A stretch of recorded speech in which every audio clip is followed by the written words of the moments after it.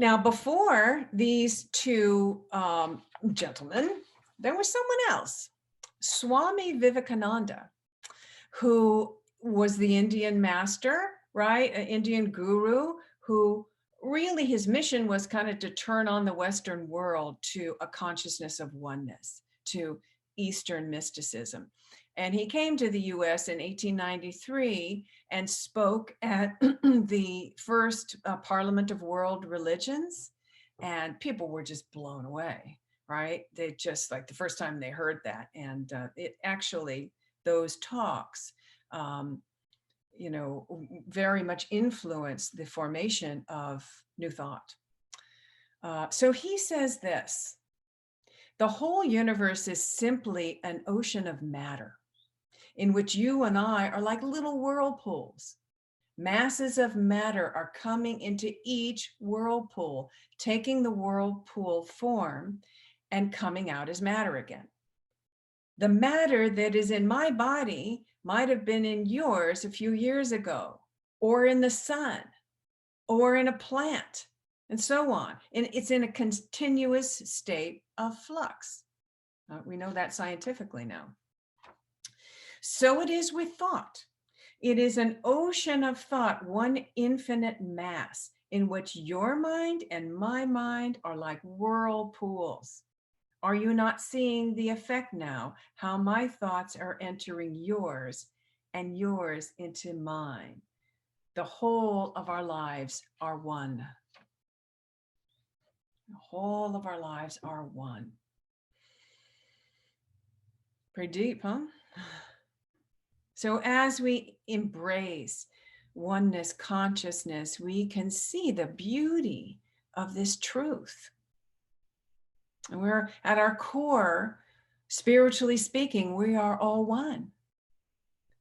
And we're also connected on the mental level, right? Because we're all expressions of the same one mind.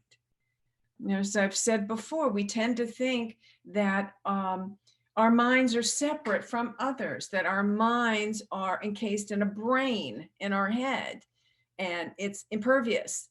And I can't know what you're thinking, and you can't know what I'm thinking. But that's not the case. We share the totality of this collective thinking.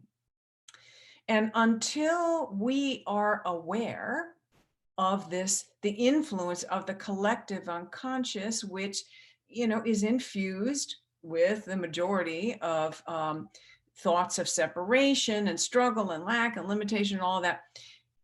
If we're unaware that that's happening, it can show up in our experience as what we might call negative experience. But that's the key word here, aware. Awareness is key. When we become aware, that's when we can do something about it. We can make a conscious choice to protect ourselves from the influence of the collective unconscious, and just do something simple like envision ourselves surrounded by a net of divine light, divine protective light, and affirm that with the power of our word. It makes it so. So in addition to that, we can help shift the vibrational energy of the collective unconscious. So, with every time we pray for others, we pray for the planet, every time we come together in an intention circle and send love out to the world, every time we do an affirmation of truth for ourselves or for others, every time we open our heart to others and express our love and compassion, every time we know our oneness with others, every time we forgive, we are helping to heal the collective unconscious. We are uplifting that heavy, dense vibration of the collective unconscious every time we do this, and others coming together to do this as well and doing it together. That helps uplift the collective unconscious, which makes it easier for others to awaken.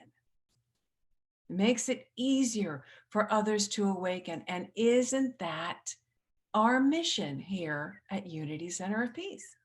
To help others awaken to oneness, to help them awaken to their spiritual magnificence. That's it. All right, just breathe that in for a moment.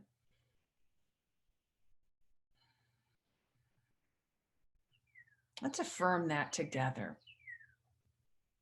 I am helping to uplift the collective unconscious.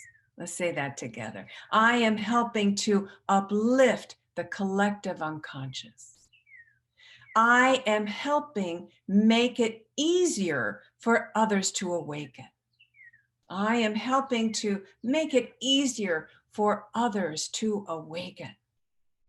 That's what we're doing here together.